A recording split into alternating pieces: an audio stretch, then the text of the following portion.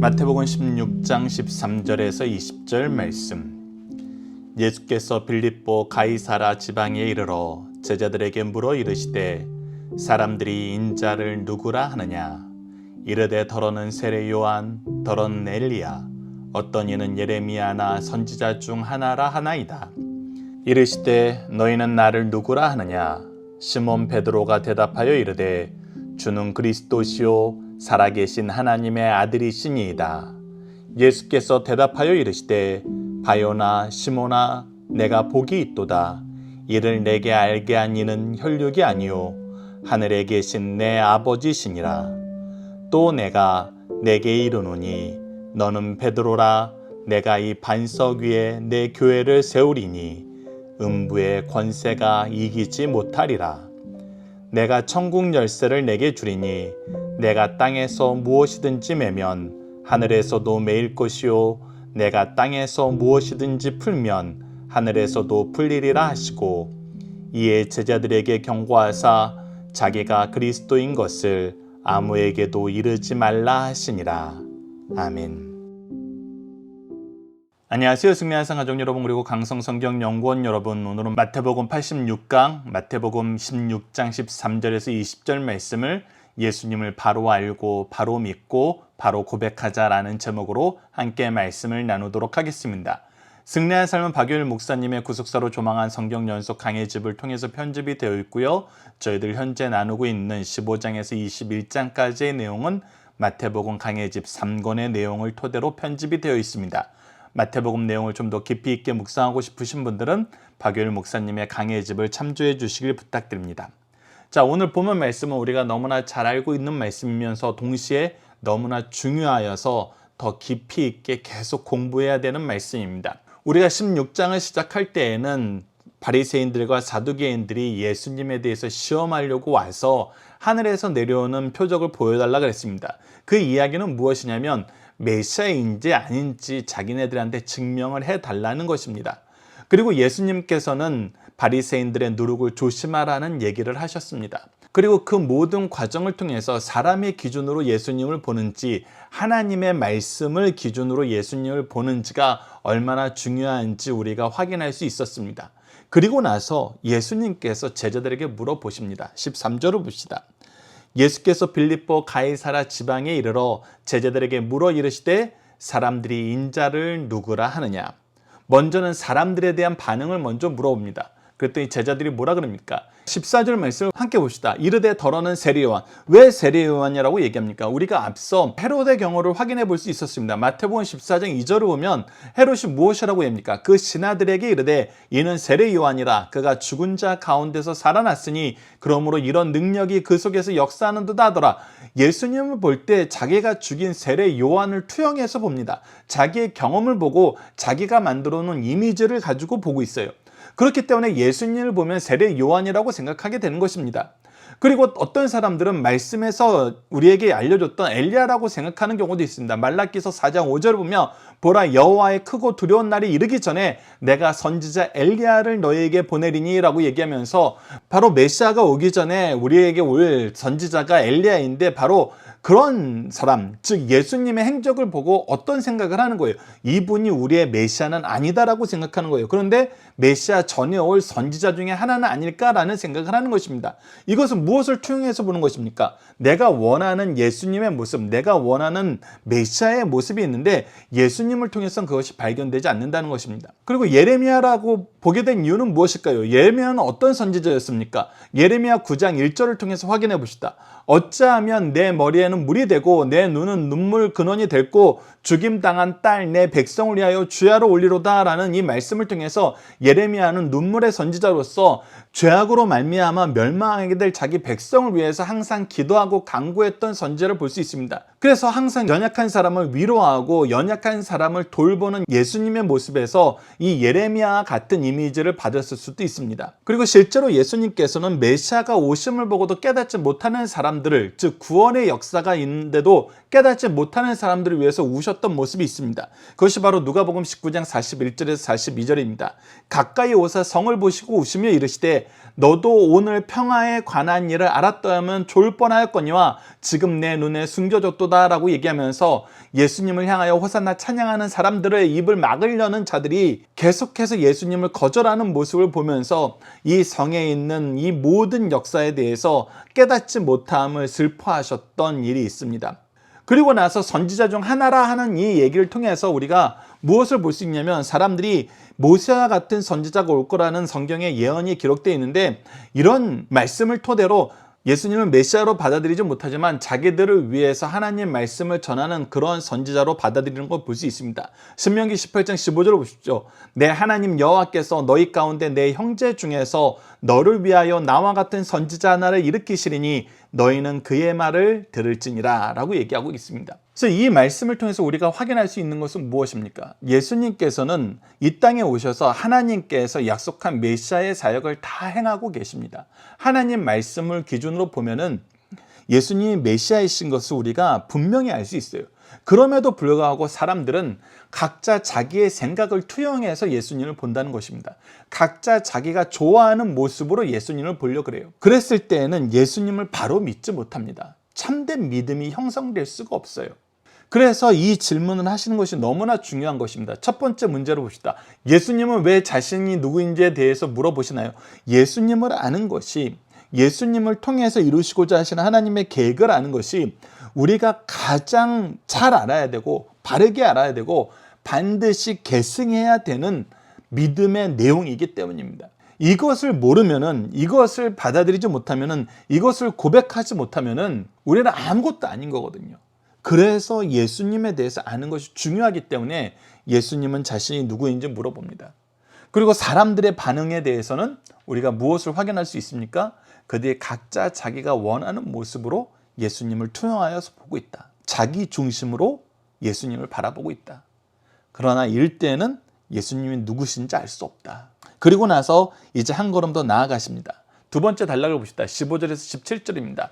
이르시되 너희는 나를 누구라 하느냐. 바로 이것이 가장 중요한 거였거든요. 사람들은 예수님을 바로 알지 못해요. 바로 믿지 못해요. 바로 고백하지 못해요. 그런데 이제 예수님 옆에서 가장 오랫동안 함께 있었던 제자들, 폭풍 가운데서 예수님을 만났던 제자들, 오병이어의 기적을 확인했던 제자들, 이런 제자들은 끊임없이 하나님의 역사가 일어나는 걸 바로 봤는데, 그리고 예수님의 입술을 통해서 선포되는 하나님의 말씀을 들었는데, 이들은 과연 예수님을 말씀을 통해서 하나님의 말씀 안에서 믿을 수 있었을까? 그것이 드러나는 거거든요. 근데 이때 누가 대답을 합니까? 바로 시몬 베드로가 대답합니다. 뭐라고 대답합니까? 주는 그리스도시요 살아계신 하나님의 아들이십니다 라고 고백해요. 자, 이 말씀은 크게 세 부분을 나눠볼 수 있습니다. 첫 번째는 주님이라고 고백을 하는 겁니다. 나의 주인이라고 고백을 하는 것입니다. 그리고 뭐라고 고백합니까? 그리스도라고 고백합니다. 그분이 메시아이심을, 우리의 구원주 되심을 고백합니다. 그런데 이 분이 어떤 분임을 고백하는 겁니까? 바로 이 부분이 가장 중요합니다. 살아계신 하나님의 아들임을 고백하는 겁니다. 즉 우리의 메시아로 오실 수 있는 분은 하나님의 아들로서 죄가 없으신 분으로서 왔을 때에만이 우리의 구원이 완성되기 때문에 이 내용을 아는 것이 너무나 중요합니다. 근데 베드로가 이 내용을 고백하는 것입니다. 예수님이 누구신지, 위에 있던 어떤 선지자하고 다르게 하나님의 아들로서 이 땅에 오신 메시아이시고 우리의 주인 되심을 고백하는 것입니다. 이것이 바로 가장 중요한 믿음이거든요. 요한복음에서도 예수님께서 하나님의 아들 되심이 얼마나 중요한 내용인지를 우리에게 지속적으로 가르쳐주고 있습니다. 그래서 살아계신 하나님의 아들로서 그리스도로 이 땅에 오신 우리의 주인이라는 이 고백은 너무나 완전한 고백이고 우리가 바로 알아야 되는 예수님의 모습입니다. 그래서 우리가 함께 묵상할 말씀을 통해서 이 부분을 좀 더 보도록 하겠습니다. 히브리서 1장 1절로 3절 말씀에 바로 이 예수님을 아는 것에 대해서 우리에게 얘기해 주는데, 옛적의 선지자를 통하여 여러 부분과 여러 모양으로 우리 조상들에게 말씀하시는 하나님이 이 모든 날 마지막에는 아들을 통하여 우리에게 말씀하셨으니 이 아들이 만유의 상속자로 세우시고 그로 말미암아 모든 세계를 지으셨느니라. 그래서 우리가 이제 알게 되는 것이 무엇이냐면 이분이 하나님의 아들이시면서 바로 창조의 역사를 함께 하신 삼위일체 하나님의 본체시라는 거예요. 이는 하나님의 영광의 광채시요 그 본체의 형상이시라. 그의 능력의 말씀으로 만물을 붙드시며 죄를 정결하게 하는 일을 하시고 높은 곳에 계신 지극히 크신 이의 우편에 앉으셨도다. 창조와 구원과 마지막에 심판의 역사까지 다 이 예수님을 통해서 우리가 경험하게 된다는 거예요. 그래서 하나님이시면서 인간의 몸으로 우리를 위해서 오신 메시아이심을 얘기해 주고 있습니다. 계속해서 히브리서 9장 15절을 봅시다. 이로 말미암아 그는 새 언약의 중보자시니 이는 첫 언약 때에 범한 죄에서 속량하려고 죽으사 부르심을 입은 자들로 하여금 영원한 기업의 약속을 얻게 하려 하십니다. 그가 대신 죽으셔서 우리가 영원한 기업을 얻게 하셨다는 거예요. 그래서 우리가 예수 그리스도를 아는 것이 중요합니다. 그래서 성경의 기록 목적에 대해서 요한복음 20장 31절에 우리에게 이렇게 알려주고 있습니다. 오직 이것을 기록함은 너희로 예수께서 하나님의 아들 그리스도이심을 믿게 하려 함이로. 분명히 얘기합니다. 예수께서 하나님의 아들로서 메시아 되심을 믿게 하려 하시며 또 너희로 믿고 그 이름을 힘입어 생명을 얻게 하려 함이니라. 생명 얻게 하려고 이 예수님을 보내셨고 예수 그리스도로 말미암지 않고는 우리가 생명을 얻지 못하기 때문에 예수님을 바로 믿는 것이 중요하다는 거예요. 그리고 예수님께서 너무나 중요한 말씀을 하십니다. 베드로가 이 믿음을 소유할 수 있었던 근본은 무엇인가? 17절을 보십시오. 예수께서 대답하여 이르시되 바요나 시몬아 내가 복이 있도다. 근데 이 복이 있다는 것은 네가 대답을 잘했으니까 내가 복을 주겠다라는 얘기가 아니에요. 그 부분에 대한 설명이 뒷부분에 나옵니다. 이를 내게 알게 한 이는 혈육이 아니요 하늘에 계신 내 아버지시니라. 즉 이 알게 하신 것이 복이라는 거예요. 왜? 이것은 우리가 알 수 없는 일인데 하나님께서 역사하셨을 때만 알게 되기 때문에 이 아는 것이 복이라는 거예요. 그 알게 됐으니까 믿게 되는 거 아니에요. 우리가 로마서 말씀을 통해서 계속 확인하는 거잖아요. 오늘도 다시 한번 확인할 겁니다. 그래서 알게 하시니까 믿을 수 있는 거고 믿을 수 있으니까 고백할 수 있는 거예요. 그런데 하나님께서 알게 하신 것이 복이기 때문에 믿는 것 또한 복이에요. 고백하는 것 또한 복이에요. 즉 우리가 예수 그리스도를 알게 되고 믿게 되고 고백한 것이 복이에요. 하나님이 복을 주셔서 알게 된 거예요. 우리가 잘 믿어서 복을 받는 것이 아니라 알게 하신 거, 믿게 하신 거, 고백하게 하신 것이 복이라는 거예요. 그래서 우리는 어떤 존재예요? 복받은 존재예요. 왜? 우리도 알고 믿고 고백하였으니까. 그래서 두 번째 문제, 베드로는 어떻게 예수님이 누구신지 알 수 있었나요? 바로 하나님께서 복을 주셔서 알게 됐다는 거예요. 하나님이 주신 복으로 말미암아 우리가 알게 되었다는 거예요. 그래서 에베소서 2장 8절에 보면 너희는 그 은혜에 의하여 믿음으로 말미암아 구원을 받았으니 그의 은혜가 아니면 그의 복이 아니면 우리가 믿을 수 없었어요. 믿음으로 구원을 받았어요. 그리고 이것은 너희에게 난 것이 아니요 하나님의 선물이라. 그래서 하나님의 선물을 받았기 때문에 우리가 복이 있다라고 선언하신 거예요. 선후 관계로 우리가 우선 잘 알아야 됩니다. 잘 대답하여서 복이 있다 그런 것이 아니라 잘 대답하게 하신 하나님의 복을 지금 네가 누리고 있다라고 선언하신 거예요. 그랬을 때 우리가 세 번째 단락이 이해가 됩니다. 자, 18절에서 19절 우리가 오늘 가장 열심히 상고해야 될 부분 중에 하나입니다.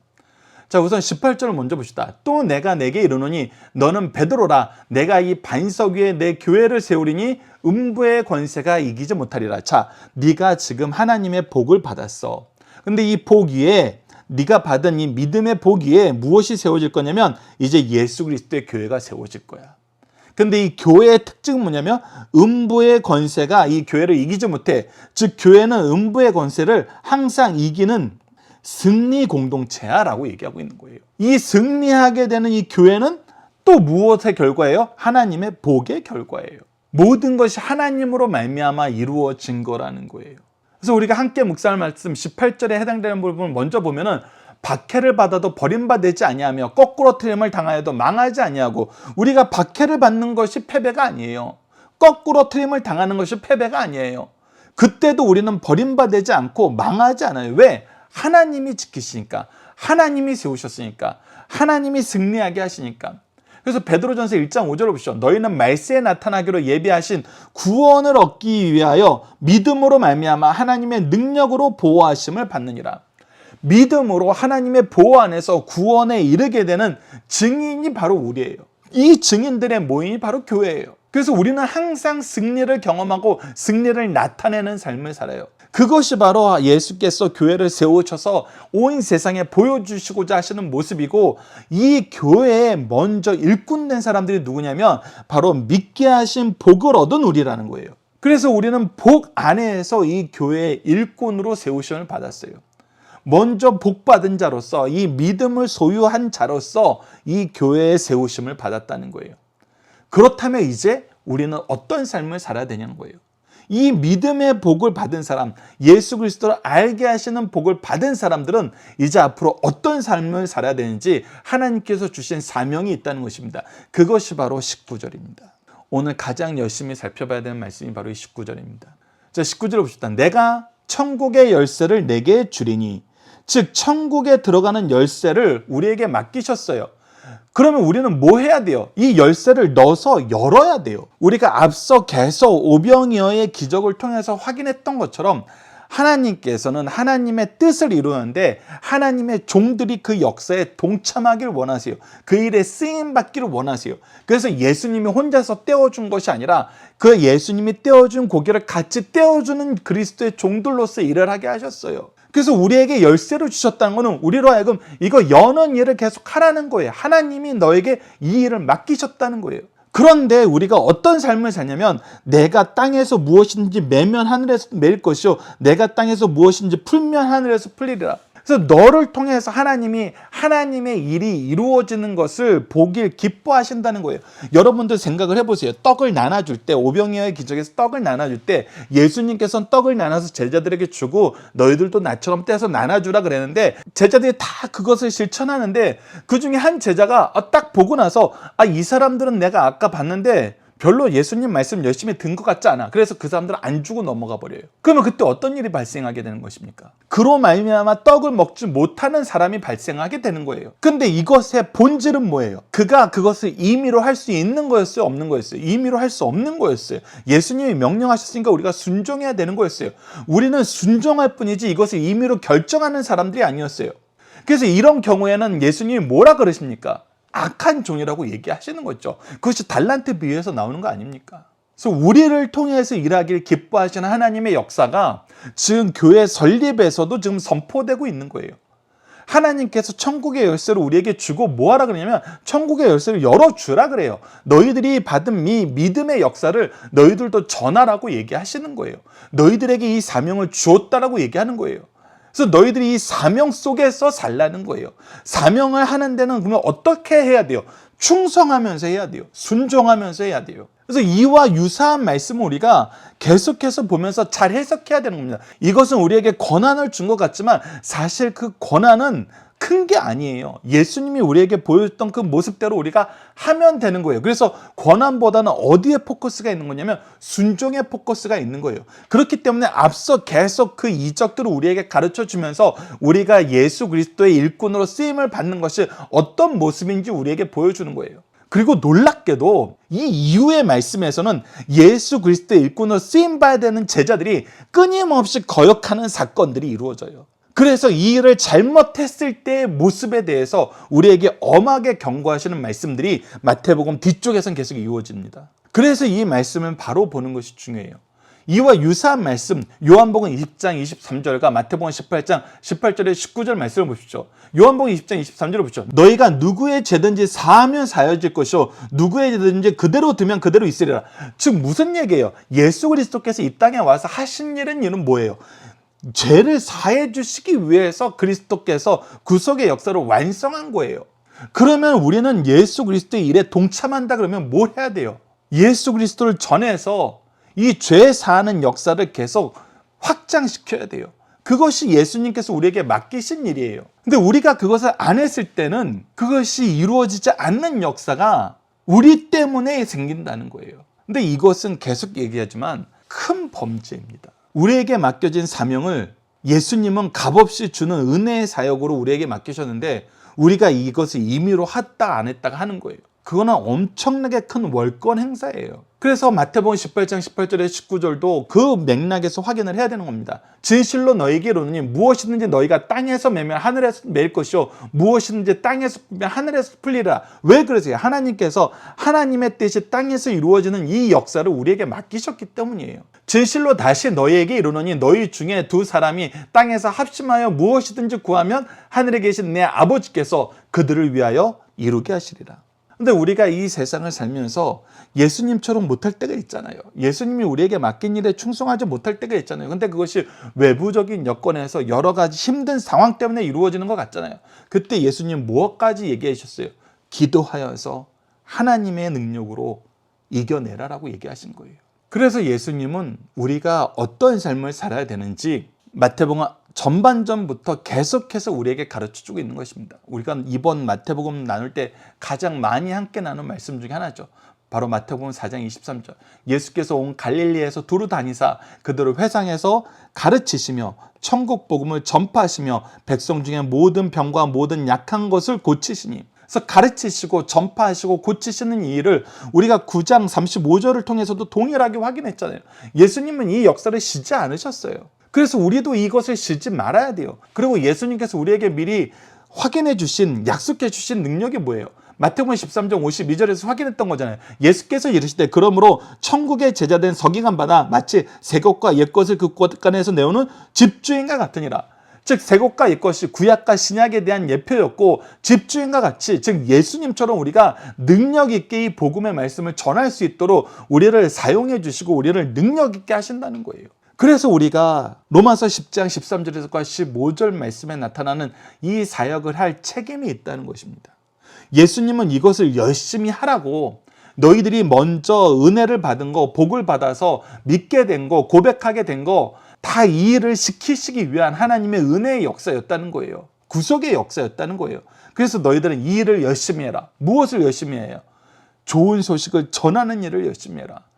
천국 복음을 선포하는 일을 열심히 해라. 예수 그리스도를 가르치는 일을 열심히 해라. 이 일을 위해서 연약한 자들을 힘써 키우고 양육하고 회복시키는 일을 열심히 해라. 그래서 다시 한번 로마서 10장 13절에 15절 말씀을 봅시다. 누구든지 주의 이름을 부르는 자는 구원을 받으리라. 그런즉 그들이 믿지 아니하는 일을 어찌 부르리요? 듣지 못한 일을 어찌 믿으리요? 전파하는 자가 없이 어찌 들으리요? 보내심을 받지 아니하면 어찌 전파리요?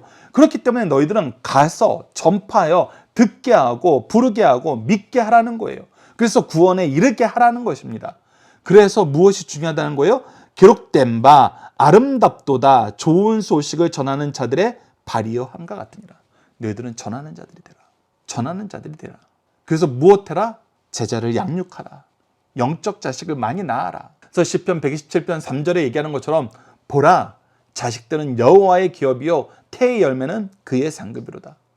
너희들을 통해서 어떻게 하겠다? 영적인 기업을 물려받는 영적인 자녀들을 많이 낳게 해주겠다. 결과를 책임져 주시겠다. 이 역사는 우리가 어디서 확인할 수 있습니까? 사도행전을 통해서 신약의 역사, 교회의 역사, 이 모든 것에 믿게 하시는 하나님의 역사가 있었던 걸 보게 되잖아요. 우리가 반드시 열매 맺게 하세요.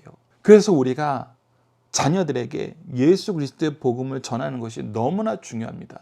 에베소서 6장 4절을 보십시오. 또 아비들아 너희 자녀를 노엽게 하지 말고 오직 주의 교훈과 훈계로 양육하라. 예수님이 우리를 가르쳤던 것처럼 예수님께서 우리를 기르셨던 것처럼 끝까지 사랑하면서 포기하지 않으셨던 이 가르침을 받아서 이 태도로 예수 그리스도를 전해라. 그것은 마치 우리가 무엇하는 것과 같냐면 바로 여인이 해산의 수고를 하는 것과 같다는 거예요. 요한복음 16장 21절로 22절을 봅시다. 여자가 해산하게 되면 그때가 이르렀으므로 근심하나 아기 낳음에 세상에 사람 난 기쁨으로 말미암아 그 고통을 다시 기억하지 아니하느니라. 지금은 너희가 근심하나 내가 다시 너희를 보리니 너희 마음이 기쁠 것이요 너희 기쁨을 빼앗을 자가 없으리라. 즉 새 생명 낳는 이 기쁨은 빼앗을 자가 없어요. 하나님께서 반드시 이루게 해주십니다. 그러니까 우리는 뭐 해야 돼요? 천국 열쇠를 열어주는 일을 해야 돼요. 이 열어주는 일은 뭐예요? 바로 예수 그리스도를 전파하는 거예요. 예수 그리스도를 믿게 하는 거예요. 예수 그리스도를 고백하게 하는 거예요. 알게 하고 믿게 하고 고백하게 하는 이 일에 우리가 우리에게 주신 모든 것을 다 행하는 것입니다. 교회는, 그리스도인들은 바로 이 일을 위해서 부름받은 사람들이 이 일을 위해서 하나님이 주신 시간과 재능과 물질을 힘써 잘 사용하는 곳입니다. 힘써 수고하는 곳입니다. 힘써 섬기는 곳입니다. 이것을 우리가 기억해야 된다는 것입니다. 이 일을 잘하는 자가 충성된 일꾼이고, 이 일을 멀리하고 자기가 원하는 것을 이루려는 자가 여러분 악한 종이 될 수밖에 없다는 거, 우리가 앞으로 마태복음 남은 부분을 통해서 확인하게 됩니다. 당장 내일 말씀부터 확인하게 돼요. 참 안타까운 부분입니다. 자, 마지막 20절을 봅시다. 이에 제자들에게 경고하사 자기가 그리스도이신 것을 아무에게도 이르지 말라 하시니라. 자, 여기서 이제 우리가 괴리감이 생길 수도 있어요. 왜? 지금까지 19절 말씀은 예수께서 누구신지를 바르게 알게 하는 것, 이것이 우리의 사명이에요. 근데 왜 예수님께서 이 놀라운 고백을 듣자마자 아직 알리지 말라 그래요? 왜 아직 알리지 말라 그럴까요? 우리가 예수 그리스도께서 구원을 성취하신 것은 무엇을 통해서 구원을 성취했다 그래요? 바로 십자가의 죽으심과 무엇이 있죠? 부활이 있죠. 그런데 아직 예수 그리스도의 죽으심과 부활을 알기 전에 그리스도이신 것을 알게 되면 여전히 사람들은 어떤 반응을 보이게 되냐면, 다음 시간에 베드로가 보인 반응과 동일한 반응이에요. 내 기준으로 예수께서 이런 사람이 됐으면 좋겠어, 이런 존재가 됐으면 좋겠어, 이런 일을 했으면 좋겠어, 또 나를 통해서 예수 그리스도를 나의 욕망의 투영의 대상자로, 대리인으로 세우려고 그래요. 그랬을 때는 우리에게 무엇이 생기잖아요? 믿음이 생기잖아요. 오히려 생겼던 믿음이 엉뚱한 방향으로 자라게 됩니다. 그래서 아직은 아니라는 거예요. 언제 너희들이 증언하면 된다? 십자가의 죽으심과 부활의 역사를 통해서 예수 그리스도를 통한 구속의 역사가 완성된 후에는 힘써 전해야 된다. 그래서 교회의 선언을 마태복음 16장에서 해주시지만 언제 실천이 돼요? 사도행전을 통해서 이루어지죠. 십자가의 죽으심과 부활의 역사가 일어난 이후에 교회가 세워지고 확장되는 걸 보게 됩니다. 자, 세 번째 문제를 봅시다. 예수님은 믿음의 역사로 무엇이 이루어질 것을 가르쳐 주시나요? 바로 예수 그리스도를 아는 거, 믿는 거, 고백하는 것이 이루어질 것을 얘기해 주고 계십니다. 자, 이제 문답으로 나누는 중심 사상을 하나씩 확인해 보도록 하겠습니다. 첫 번째, 왜 예수님을 바로 알아야 하나요? 영생의 길이 오직 예수님에게만 있기 때문에 예수님을 어떻게 아느냐가 인생에 있어서 가장 중요합니다. 세상에서 건강하게 사는 법에 대한 강의는 인기가 있으나 예수님의 영생에 관한 특강은 인기가 없습니다. 더구나 이 말씀을 앞장서서 가르쳐야 하는 유대 지도자들도 영생에 대한 가르침을 반대가 심했습니다. 이때 예수님은 세상 사람들이 나를 누구냐고 물으셨어요. 우리는 주변 사람들이 예수님을 누구로 보느냐에 관심을 가져야 합니다. 동시에 주변 사람들에게 영생은 곧 유일하신 참 하나님과 그가 보내신 자 예수 그리스도를 아는 것이니라 라는 이 요한복음 17장 3절 말씀을 바르게 소개할 수 있어야 돼요. 잘못 알고 있는 것을 고쳐줘야 됩니다. 그래서 우리가 디모데후서 3장 16절을 통해서 확인한 것처럼 교훈과 책망과 바르게 함과 의로 교육하는 이 역사가 말씀을 통해서 이루어져야 돼요. 티칭하고 리뷰킹하고 커렉팅하고 트레이닝 해야 된다는 것입니다. 자, 두 번째, 왜 예수님을 바로 아는 것이 어렵고 힘든 일입니까? 죄 때문입니다. 범죄로 타락한 인간에게 그 무엇보다 어렵고 힘든 일은 예수를 바로 알고 바로 믿고 바로 고백하는 것입니다. 왜 그래요? 죄의 속성은 무엇이었습니까? 창세기 3장을 통해서 확인하는 것처럼 죄의 속성은 하나님의 선악의 기준을 나의 기준으로 누는 것이 아니라 선악을 아는 일에 하나님과 같이 되었다. 즉 선악의 기준을 내 마음대로 만들고 싶어 한다는 것이 죄가 가지고 있는 가장 큰 장애예요. 죄가 가진 가장 큰 특징입니다. 그래서 이 죄 때문에 하나님의 기준으로 예수 그리스도를 보지 못하고 내 기준으로 자꾸 예수님을 보게 되는 거예요. 이 일은 인간의 이성이나 지혜나 교육으로 되는 것이 아니요 하나님의 선물로만 되는 것입니다. 왜? 이 죄를 이기고 예수 그리스도를 바로 알게 하는 것은 하나님의 은혜의 역사 외에는 할 수 없는 것이기 때문입니다. 내가 지금 예수를 향하여 주는 그리스도시오 살아계신 하나님의 아들이시나라고 할 수 있다면 영생을 얻은 자요 금세와 내세에 가장 복 있는 자이고 가장 지혜로운 자이고 가장 능력 있는 자라는 사실을 가르쳐 주신 말씀입니다. 마지막 세 번째입니다. 교회 믿음의 가정은 어떻게 세워진 곳입니까? 예수님께서 바른 고백자에게 주시는 특권으로 예수님에 대한 바른 고백, 믿음 위의 교회가 세워졌습니다. 베드로는 이 점에 있어 예수님의 본질을 발견한 첫 번째 사람입니다. 이 믿음 위에 세워진 교회나 믿음의 가정은 음부의 권세가 이기지 못합니다. 이제 우리는 죄와 싸워 승리를 보장받았습니다. 교회와 성도들은 천국 열쇠를 허락받았습니다. 우리는 사람들에게 진리를 열어 보일 수 있는 능력을 받았고 동시에 전도로 이방인에게 신앙의 문을 열어주는 사명을 부여받았습니다. 그리고 하나님은 우리에게 영혼을 맡기시고 우리로 하여금 화목하게 하는 직분과 말씀을 감당하게 하셨습니다. 또한 저들의 죄 용서를 위해 기도할 수 있는 특권을 받게 되었습니다. 이는 우리에게 기업입니다. 즉 우리에게 기업으로 상급을 주시는 것이고 이 기업의 상급은 바로 성도이고 자녀인 것입니다. 동시에 양육해야 될 책임을 주셨습니다. 주신 특권과 사명을 통해서 생명을 얻는 기쁨을 교회와 성도가 받아 누릴 것을 강력하게 가르쳐주고 계십니다. 자, 이제 암송 고백 결단 기도 훈련을 들어가 보도록 하겠습니다. 오늘 본문 말씀을 통해서는 우리가 너무나 당연하게도 16장 16절입니다. 이 믿음을 알게 하신 일은 하나님인 걸 우리가 감사하면서 이 말씀으로 삽시다. 시몬 베드로가 대답하여 이르되 주는 그리스도시요 살아계신 하나님의 아들이시니이다. 오늘 본문 말씀을 통한 고백은 다음과 같습니다. 예수 그리스도를 알고 믿고 고백하고 선포하게 하신 하나님, 우리에게 주신 은혜의 역사를 충성스럽게 감당하여 맡기신 영혼을 잘 양육하는 삶을 살겠습니다.